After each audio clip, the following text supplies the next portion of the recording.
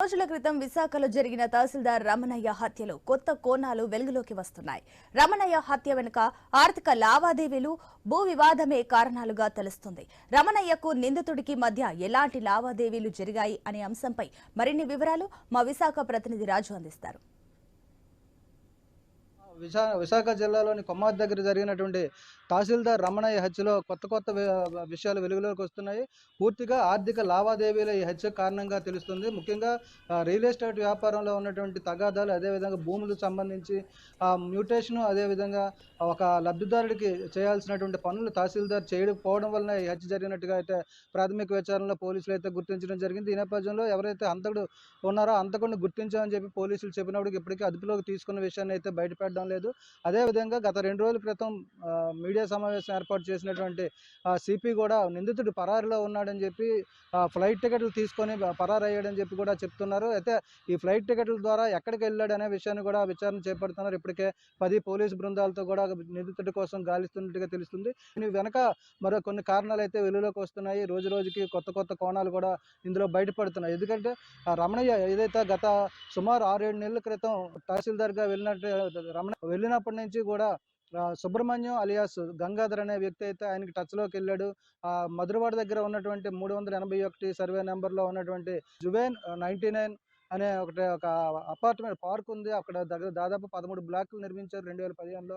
దీనికి సంబంధించి జియో నెంబర్ 388 ప్రకారం 2019లో వాటిని రెగ్యులర్ చేసుకోవాలని చెప్పి వైఎస్ఆర్ కాంగ్రెస్ ప్రభుత్వం చెప్పడంతో దీనికి సంబంధించి వాటికి సంబంధించిన పూర్తి పత్రాలు సంపాదించే కార్యక్రమంలో ఈ తహసీల్దార్ని ఎవరైతే సుబ్రహ్మణ్యం అనే నిందితుడు ఉన్నాడో సుబ్రహ్మణ్యం అలియాస్ గంగాధర్ టచ్లోకి వెళ్ళినట్టే తెలుస్తుంది. దీనికి సంబంధించి కూడా ఇప్పటికే దాదాపు 57 లక్షల వరకు కూడా ఆర్థిక లావాదేవీలు కూడా జరిగినట్టుగా తెలుస్తుంది. ఇదే ఎంతవరకు పని జరగలేదు. తహసీల్దార్కి ఈ మధ్య కాలంలోనే విజయనగరం జిల్లాకి ట్రాన్స్ఫర్ అయింది. ఇక తన పని జరగదు అనే నిర్ధారణకు వచ్చినటువంటి ఎవరైతే ఈ నిందితుడు ఉన్నారో ఈ నిందితుడు ఆ రోజు రాత్రి ఏదైతే గత 2 రోజుల క్రితం హత్య జరిగిందో ఆ రోజు రాత్రి తహసీల్దార్ ఇంటికి వెళ్ళి వాగ్వాదానికి దిగాడు. తన పని చేయాలని చెప్పి డిమాండ్ చేశాడు. ఈ నేపథ్యంలో వాళ్ళిద్దరి మధ్య కూడా వాగ్వాదం జరిగింది. చివరికి తన పని జరగదు, డబ్బులు పోయాయని ఒక ఆవేదన, లేదంటే నష్టపోతున్నాం అని చెప్పి ఒక ఆందోళనతో హత్యకు పాల్పడినట్టుగా తెలుస్తుంది.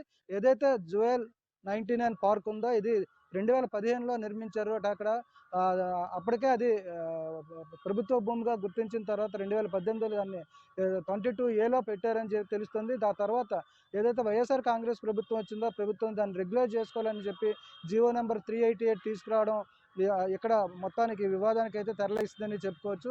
ఇప్పటికే అపార్ట్మెంట్లో ఉన్నటువంటి చాలామంది వరకు కూడా కన్వెన్షన్ డీడ్ కోసం అప్లై చేసుకోవడం జరిగింది.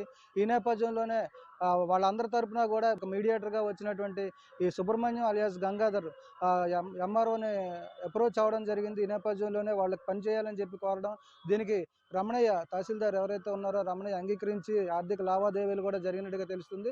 పనిలో ఆలస్యం జరిగింది. అలాగే రమణయ్యకి అయితే విజయనగరం బదిలీ అయింది. ఏం చేయాలో తెలియని స్థితిలో తన డబ్బులు ఇవ్వాలని చెప్పి డిమాండ్ చేయడం, లేదా పాత డేట్లతో సంతకాలు పెట్టాలని చెప్పి కూడా ఒత్తిడి చేసినట్టుగా తెలుస్తుంది. ఇద్దరి మధ్య వాగ్వాదం కూడా నడిచినట్టుగా తెలుస్తుంది. ఈ నేపథ్యంలో ఏదైతే నిందితుడు ఉన్నాడో నిందితుడు ముందుగా వేసుకున్న ప్లాన్ ప్రకారం రాడ్డుతో కొట్టి చంపాడని చెప్పి కూడా ప్రాథమికంగా తెలుస్తున్న సమాచారం ఏదైతే ఉందో ఈ ప్రకారం అయితే ప్రస్తుతం ఈ నిందితుడు విమానంలో పరారయ్యాడని చెప్పి పోలీసులు చెప్తున్నారో దానికోసం కూడా గాలిస్తున్న నేపథ్యంలో విమాన టికెట్లు ఏవైతే ఉన్నాయో వాటి ప్రకారం బెంగళూరు లేదా చెన్నై వెళ్ళి ఉండొచ్చు అని చెప్పి కూడా అనుమానాలు వ్యక్తం చేస్తూ 2 బృందాలు కూడా అటు పంపించడం జరిగింది. నేపథ్యంలో ఏదైతే సుబ్రహ్మణ్యం నిందితుడు ఉన్నాడో వాళ్ళ స్నేహితుల ద్వారా కూడా వాళ్ళ స్నేహితుల ఫోన్ నెంబర్లు కూడా కొన్ని గుర్తించి వాళ్ళతో కూడా కాంటాక్ట్ అయినట్టుగా తెలుస్తుంది. నిందితుడు ప్రస్తుతం చెన్నైలో ఉన్నట్టు గుర్తించినట్టుగా కూడా విశ్వసనీయ సమాచారం ప్రకారం తెలుస్తుంది.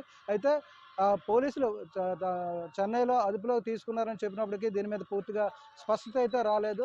ఎవరైతే ఈ సుబ్రహ్మణ్యం ఎవరైతే ఉన్నారో ఈయన విజయవాడకు చెందినటువంటి వ్యక్తి. విజయవాడ నుంచి 2019లో విశాఖపట్నం వచ్చాడు. ఇక్కడ రియల్ ఎస్టేట్ రంగంలో తనకంటూ ఒక గుర్తింపు తెచ్చుకోవాలని చెప్పి ఆర్భాటాలతో రంగంలోకి దిగి కొంతమంది దగ్గర డబ్బులు కూడా వసూలు చేసి దాదాపు 2.5 నుంచి 3 కోట్ల వరకు వసూలు చేసి జల్సా చేసినట్టుగా తెలుస్తుంది. ఎవరైతే అప్పులు ఇచ్చారో ఎవరైతే డబ్బులు ఇచ్చారో వాళ్ళ నుంచి కూడా ఒత్తిడి వస్తున్న నేపథ్యంలో కొంతకాలం అజ్ఞాతంలో ఉండి గత 6 నెలల క్రితమే మళ్ళీ విశాఖపట్నంలో కనిపిస్తున్నట్టుగా ముందుగా అయితే తెలుస్తుంది. ఈ నేపథ్యంలోనే ఈ జువెల్ 99 పార్క్ ఏదైతే ఉందో అందులో ఒక అపార్ట్మెంట్‌లో నివాసం ఉంటున్నట్టుగా కూడా తెలుస్తుంది. అక్కడికొచ్చిన తర్వాత దాని తాలూకా సమస్యను గుర్తించి దాన్ని పరిష్కారం కోసం నేను పరిష్కరిస్తానని చెప్పి మీడియేటర్‌గా మధ్యలోకొచ్చి ఈ తహసీల్దార్‌తో లావాదేవీలు జరిపేందుకైతే ముందుకొచ్చినట్టుగా తెలుస్తుంది. ఈ నేపథ్యంలో జరిగినటువంటి వివాదమే ఈరోజు రమణయ్య హత్యకు కారణంగా తెలుసుకోవచ్చు. దీని మీద పూర్తిగా అయితే పోలీసులు స్పష్టత ఇవ్వాల్సిన అవసరం అయితే ఉంది. వీడియో జర్నలిస్ట్ స్వామితో రాజు, ఐ న్యూస్ విశాఖపట్నం.